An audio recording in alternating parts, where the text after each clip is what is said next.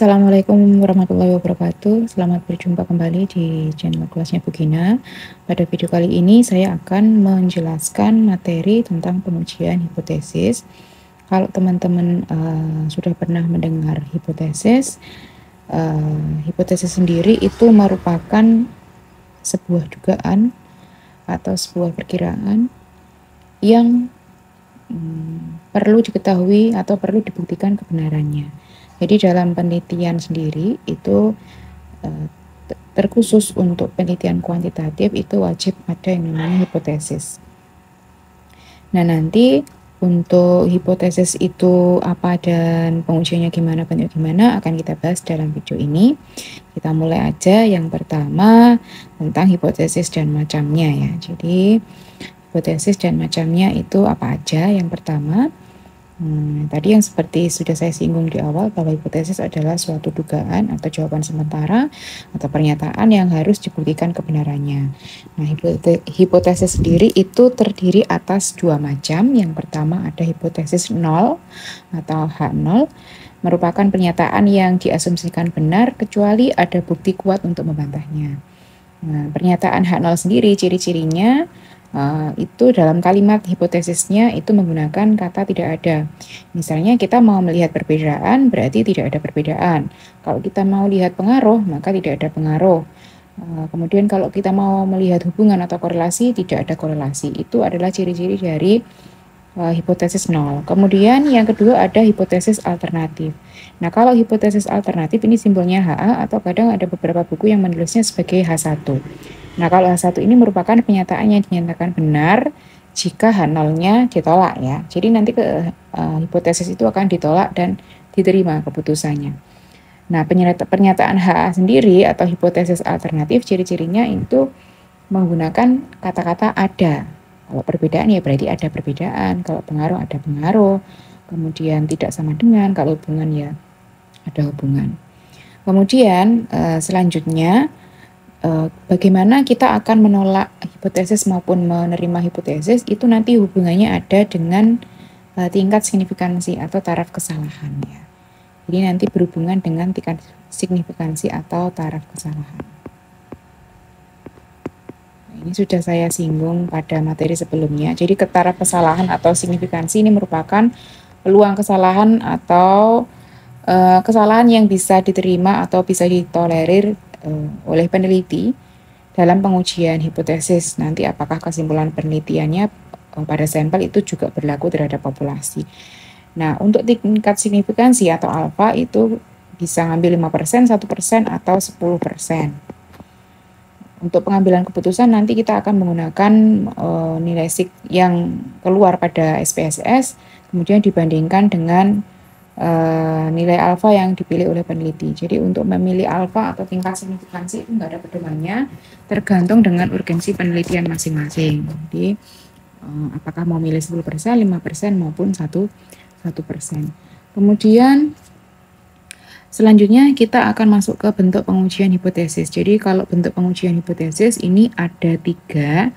Yang pertama ada tipe A atau hipotesis dua pihak. Ini sudah pernah saya singgung pada materi populasi dan sampel tentang uji dua pihak atau dua arah ya. Kemudian ada uji satu pihak kanan atau sisi kanan atau arah kanan. Kemudian ada hipotesis satu pihak kiri atau arah kiri. Jadi pihak kemarin bisa disebut sebagai arah ya. Nah, kalau tipe A itu dua arah, artinya apa toh? Dua arah itu dia artinya malah belum jelas arahnya. Belum jelas arahnya. Sehingga nanti biasanya dalam kalimat hipotesisnya, cirinya itu misalnya kalau saya misalnya mau melihat pengaruh, biasanya cuma nulis ada pengaruh. Bla bla bla bla, pengaruh A terhadap B. Tapi kalau misalnya pihak kanan, nanti dia arahnya sudah jelas, arahnya ke kanan. Atau arah positif ya. Sehingga nanti untuk cirinya, di kalimat hipotesisnya, di HA-nya itu ada pengaruh, misalnya ini saya mau lihat pengaruh ya, ada pengaruh positif. Berarti nanti kalau yang negatif, pihak kiri karena dia arahnya ke kiri, arah kiri itu negatif, maka nanti cirinya itu di kalimat hipotesisnya itu ada pengaruh negatif gitu. Jadi nanti ada bedanya ya antara satu pihak baik kanan maupun kiri dengan dua pihak. Kalau dua pihak jelas itu belum malah belum ada arahnya ya. Jadi ada pengaruh tok, nggak ada lanjutannya. Kalau kanan ya ada pengaruh positif, kalau kiri ada pengaruh negatif. Ini ada contoh-contoh, nanti teman-teman bisa baca sendiri di PPT-nya ya. Jadi kalau hipotesis tipe A atau yang dua arah tadi belum menunjukkan arah tertentu, cirinya menggunakan sama dengan dan tidak sama dengan kalau statistiknya ya. Jadi ada hipotesis statistik, ada hipotesis penelitian. Kalau hipotesis penelitian dia nanti berupa kalimat atau pernyataan, kalau hipotesis statistik nanti dia berupa formula seperti ini. Ya, jadi ada bedanya ya antara hipotesis penelitian dengan hipotesis statistik. Ini yang contoh tipe B arahnya sudah jelas ke kanan. Kalau yang tipe C arahnya ke kiri. Ke kiri itu kurang dari ya. Kalau yang tadi ke kanan itu lebih dari, positif ya. Gitu. Selanjutnya untuk langkah pengujian hipotesis itu pertama-tama teman-teman harus mengetahui penelitian sendiri prosesnya gimana mulai dari awal. Jadi peneliti itu harus sudah punya masalah dan punya lokasi atau populasi dalam penelitian, sudah memilih nih. Nah, dari populasi tersebut kemudian kita menentukan sampel yang kita mau teliti itu berapa berdasarkan teknik samplingnya ya, teknik pengambilan sampelnya gimana. Setelah itu kita baru menduga atau membuat hipotesis penelitian berdasarkan dengan rumusan masalah. Misalnya teman-teman nanti punya rumusan masalah sebanyak 3, maka hipotesisnya nanti juga ada 3 pasang ya. 3 pasang itu artinya ada H0 dan HA-nya ya setiap rumusan masalah. Selanjutnya peneliti nanti akan melakukan penelitian, proses penyebar angket dan lain-lain. Nah, setelah didapatkan data, maka nanti data yang sudah diinput misalnya pada Excel itu akan dianalisis menggunakan aplikasi misalnya SPSS, Epius maupun Smart PLS dan lain-lain. Nah, dari hasil analisis nanti kita terakhir bisa mendapatkan sebuah kesimpulan apakah nanti hipotesisnya ditolak, apakah diterima. Sedangkan untuk langkah-langkah dalam pengujian hipotesis sendiri, yang pertama tentu jelas kita sudah harus menentukan H0 sama H-nya. Ingat tadi H0 ciri-cirinya tidak ada perbedaan, tidak ada pengaruh, tidak ada hubungan dan lain-lain, tidak ada intinya. Kalau HA berarti ada apa? Ada pengaruh, ada hubungan, ada perbedaan.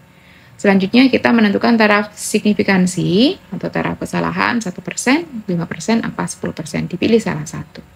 Yang ketiga, menentukan statistik pengujian. Nah, kalau kita menggunakan aplikasi SPSS, FU, dan lain-lain, kita melewati langkah yang ketiga ya. Langkah ketiga dan langkah kelima. Karena nanti ketika kita sudah menggunakan aplikasi, tinggal klik, sudah keluar outputnya. Kita tinggal analisis aja.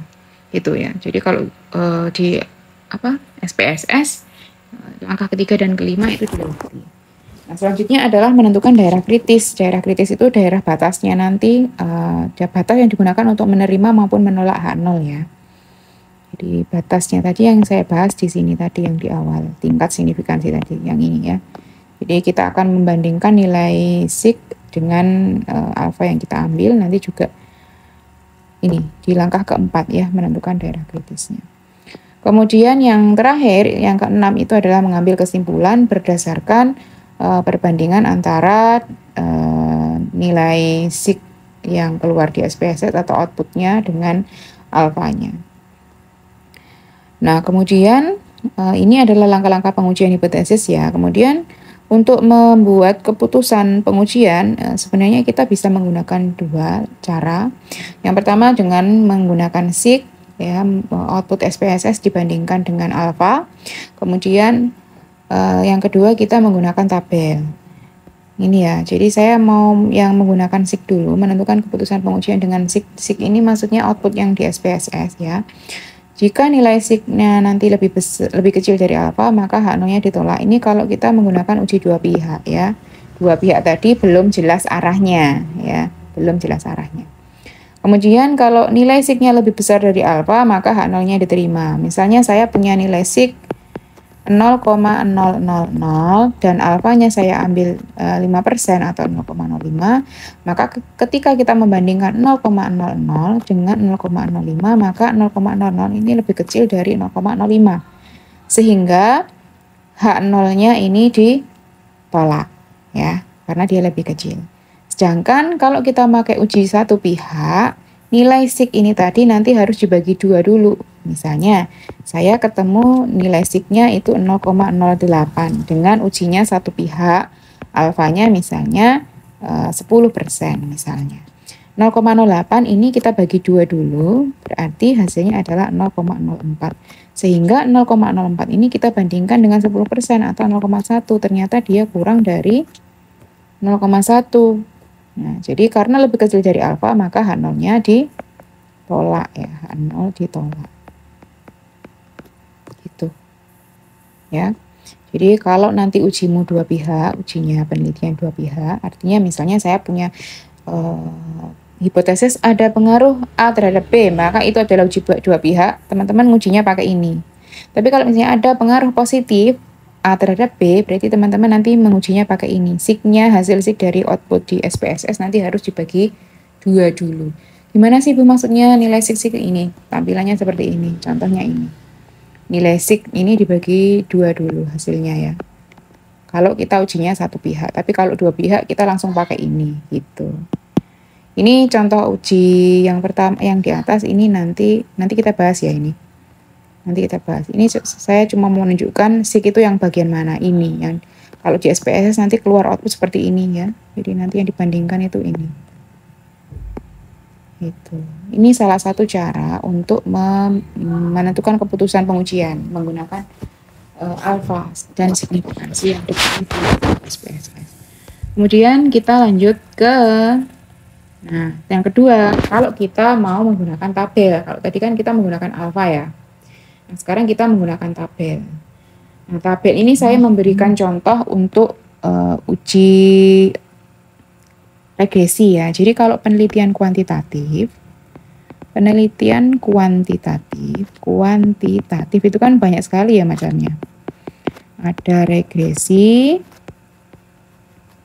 kemudian ada korelasi, ada komparasi dan lain-lain.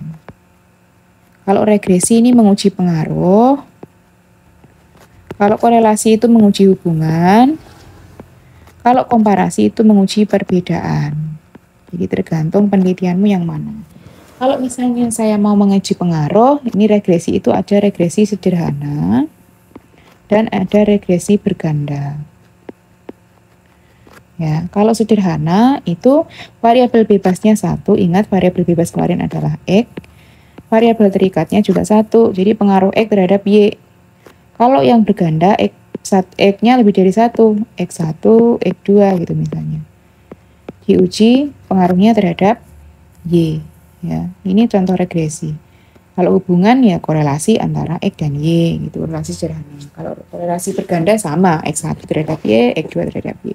Kalau komparasi itu perbedaan dua sampel ya. Misalnya dua sampel antara misalnya prestasi bank syariah A dengan prestasi bank syariah B nanti dibandingkan, itu namanya komparasi. Nah, sekarang saya mau memberikan contoh cara menentukan keputusan pengujian itu ketika kita menggunakan tabel. Yang pertama ada uji T. Uji T ini adalah uji parsial. Apa Bu itu parsial? Jadi kalau misalnya saya mau regresi, tadi kan misalnya regresi berganda kan X1 terhadap Y dan X2 terhadap Y kan. Nah, ini dari desain ini, rancangan penelitian seperti ini, sebenarnya kita punya 3 pasang hipotesis. Apa saja? Pengaruh X1 terhadap Y, X2 terhadap Y, yang ketiga adalah pengaruh X1 dan X2 terhadap Y. Jadi ya, yang parsial tadi adalah pengaruh sendiri-sendiri. Siapa? Ya ini, yang X1 terhadap Y, X2 terhadap Y itu adalah pengaruh uji parsial atau uji T. Kemudian kalau yang pengaruh secara bersama-sama atau simultan, itu ini yang X1 dan X2 terhadap Y ya. Jadi nanti kalau kita mau menentukan keputusan pengujian yang pengaruh X1 terhadap Y, maka kita menggunakan uji T ya, karena pengaruh sendiri-sendiri. X1 terhadap Y, X2 terhadap Y. Kemudian kalau kita mau lihat pengaruh secara bersama-sama, X1 dan X2 terhadap Y, maka kita menggunakan yang namanya uji F. Ya, uji F ini, uji F ya. Nah, untuk uji T sendiri, yang pertama yang kita lakukan adalah menentukan T-tabelnya. T-tabel, kalau uji satu pihak, maka alfa, N dikurangi K, dengan N itu adalah respondennya berapa. Nah, K-nya adalah jumlah variabel yang digunakan. Jumlah variabel ini semua variabel ya, variabel bebas sama variabel terikat. Nah, kalau ujinya dua pihak, nanti alfa per 2, N dikurangi K. Nah, setelah kita dapatkan T-tabel, nanti T-tabel itu dibandingkan dengan T hitung yang kita peroleh dari output SPSS. Yang uji satu pihak, H0 ditolak jika T hitungnya lebih dari T-tabel. Kalau uji dua pihak, H0-nya ditolak jika harga mutlak dari T hitung itu lebih besar dari T-tabel. T hitung itu yang mana? Nah, ini yang gambar tadi. T hitung itu yang output yang ini ya. Ini ada output T, ini 0,894, 3,567, ini adalah output yang T. Kemudian kalau uji F, nanti dicari tabelnya dengan rumus ini df1 dan df2. Df1 itu variabelnya dikurangi, jumlah variabel kurangi 1, df2-nya responden dikurangi jumlah variabel. Kemudian nanti keputusannya kalau F hitungnya lebih besar dari F tabel, maka H0-nya ditolak. Jadi pada dasarnya sebuah penelitian itu inginnya H0 ditolak, pengennya. Tapi ya kita di kenyataan nggak selalu seperti itu gitu. Kalau H0 ditolak kan berarti penelitianmu dianggap seolah-olah berhasil karena ada pengaruh, ada perbedaan, ada hubungan. Tapi ya seharusnya nggak seperti itu. Realitanya seperti apa disampaikan. Kalau nggak ada pengaruh ya berarti nggak ada pengaruh. Itu sebenarnya itu yang benar ya. Ini ya, jadi kalau uji F nanti yang dibandingkan ini kalau uji F. Nah, bandingannya gimana Bu? Dengan tabel. Kita membaca tabel. Tabelnya gimana? Saya tunjukkan tabelnya. Yang tabel T dulu. Tabel T itu ini. Nah, kita akan baca tabel T ya. Tabel T. Misalnya, saya punya responden. Misalnya, saya punya responden itu 50. Dengan K-nya misalnya jumlah variabelnya 3, kemudian saya ambil alfanya 5%. Nah, kalau kita uji dua pihak, maka kan tadi kita menggunakan alfa per 2, kemudian N dikurangi K. Tapi kalau uji satu pihak, nanti yang kita gunakan alfa terus N dikurangi K ya. Nah, misalnya saya mau mencari keduanya, nilai T-tabel dari keduanya berapa? Yang uji dua pihak dulu, uji dua pihak berarti alfa per 2 0,05 bagi 2,50 dikurangi 3. Berarti ini 0,025,47. Nah, sekarang kita lihat 0,025 itu ini kolom ketiga. Kemudian 47 kita lihat yang ke bawah, 47 itu di sini. Ya. 47 di sini. Ini ya. Tadi kolomnya ketiga ya, berarti yang ini. Berarti T-tabelnya 2,012 kalau uji dua pihak ya. Nah, kalau uji satu pihak berarti kan kita pakai 0,05 50 kurangi 3 0,05,47. Berarti kita pakai yang ini 0,05 ya, sama 47 ini. Berarti T-tabelnya 1,678 ya. Kita lihat yang tabel F. Tabel F. Kalau tabel F ini, nah kalau tabel F tadi kan kita pakainya adalah DF1 ya. DF1 tadi K kurangi 1. Kalau DF2 tadi N kurangi K. Misalnya saya ngambil 50, N-nya 50, kemudian K-nya juga 3. Dengan probability-nya atau alfanya 5% ya. Berarti DF1-nya berarti 3 kurangi 1, 2. DF2-nya berarti 50 kurangi 3 sama dengan 47. Nah, DF1 itu yang mendatar, yang horizontal ini. Kemudian DF2-nya yang ini ke bawah. Berarti sekarang DF1-nya kan 2, berarti yang kolom kedua. Nah, DF2-nya 47, kita cari angka 47. Nah, ini 47, ini 2, berarti ketemunya adalah 3,20. Jadi nanti F hitungmu dibandingkan dengan ini, nilainya lebih kecil apa lebih besar. Begitu juga dengan T tabel tadi, T tabelnya T hitungnya apakah lebih besar dari apa lebih kecil dari T tabel apa enggak, gitu ya. Nih, ya. Nih, ini ada contohnya. Suatu penelitian dilakukan untuk melihat ada tidaknya pengaruh yang signifikan antara jumlah pendapatan terhadap minat menabung. Ingat, ini variabelnya ada berapa? Ada 2 ya. Yang pertama adalah variabel X, kemudian ini adalah variabel Y. Respondennya 50, N-nya 50. Kemudian ini kita buat hipotesisnya, H0-nya jumlah pendapatan tidak berpengaruh signifikan terhadap minat menabung. H-nya jumlah pendapatan berpengaruh signifikan terhadap minat menabung. Jadi kalau nanti teman-teman pernyataanmu itu hipotesis ini pengaruh signifikan, artinya teman-teman harus mencari keputusannya berdasarkan tabel dan berdasarkan SIG tadi ya, 2 dipakainya ya. Tapi kalau misalnya nanti nggak pakai signifikan, berarti teman-teman cukup pakai tabel aja sudah betul. Nah, kita ini ngambil signifikansinya 5%. Ujinya ini jelas uji 2 arah, karena pengaruhnya nggak ada positif negatifnya ya, nggak ada arahnya. Jadi ini K-nya ada 2, kemudian alfanya 5% atau 0,05, ujinya 2 arah. Nah, ini kita mau lihat kesimpulannya gimana. Didapatkan signya 0,024 dan T-nya 2,786. Nah, sekarang kita lihat dulu T tabel. Ingat N-nya 50, K-nya 2 ya. Ini nanti kalau kita mau lihat tabel T, berarti nanti pakai alfa per 2 N kurangi K ya.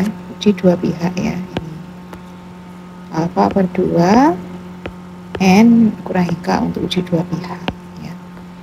Ini alfa per 2 berarti 0,05 per 2, N-nya tadi 50 dikurangi 2, berarti nanti 0,025,48. Lihat ya. Berarti kita cek dulu tabel T-nya. Ini ya, 0,025 kolom ketiga sama 48. Ini saya hapus dulu. Berarti 48 di sini, tabel ketiga di sini. Jawabannya adalah 2,011 ya. Jadi kita membandingkannya menggunakan ini nanti, T tabelnya. T tabelnya ini. Berarti kan T-nya, T hitungnya itu kan hitungnya ketemu 2, diketahui tadi 2,786. Nah, 2,78 ini kurang dari 2,011 ya tadi. Nah, karena kurang dari 2,01, lebih dari ya. Kalau kurang dari ya. Lebih dari, ini lebih dari. Maka kalau lebih dari, kesimpulannya adalah H0-nya ditolak ya. Jadi ini H0-nya ditolak. Sedangkan untuk nilai SIG-nya 0,024 langsung kita bandingkan dengan 0,05 ya. Berarti ini kurang dari, kalau kurang dari berarti H0-nya juga ditolak. Sehingga kalau H0-nya ditolak itu kan berarti kita nggak mau sama H0-nya ya. H0-nya nggak mau, kita buang kan berarti H0-nya. Berarti kesimpulannya adalah itu berarti adalah HA. Si HA apa? Ada pengaruhnya. Ada pengaruh signifikan antara jumlah pendapatan terhadap minat menabung. Nanti teman-teman, ini keseluruhannya sudah saya tuliskan di sini ya. Ini tadi saya lihat harga yang lain, tapi jawabannya juga sama 2. Kalau ini kita belikan kan 2,011 ya. Nanti teman-teman bisa mengerjakan ini. Nanti kita bahas di minggu depan ya. Ini yang pertama mau melihat pengaruh positif antara kualitas produk dengan keputusan pembelian. Pengaruh positif berarti satu pihak. Ya. Kemudian pengaruh harga berarti dua pihak. Kemudian yang ketiga pengaruh secara simultan atau bersama-sama. Nah ini variabel. N-nya ada, N-nya ini tadi ada 100 ya. Kemudian K-nya variabelnya ada 3, kualitas, harga, dan keputusan. Terus nanti teman-teman membandingkan nilai ini dengan T-tabel maupun M-tabel ya. Gitu aja ya. Nanti kalau misalnya ada yang kurang jelas, teman-teman bisa langsung tanya di grup WA atau di kolom komentar. Terima kasih semuanya. Wassalamualaikum warahmatullahi wabarakatuh.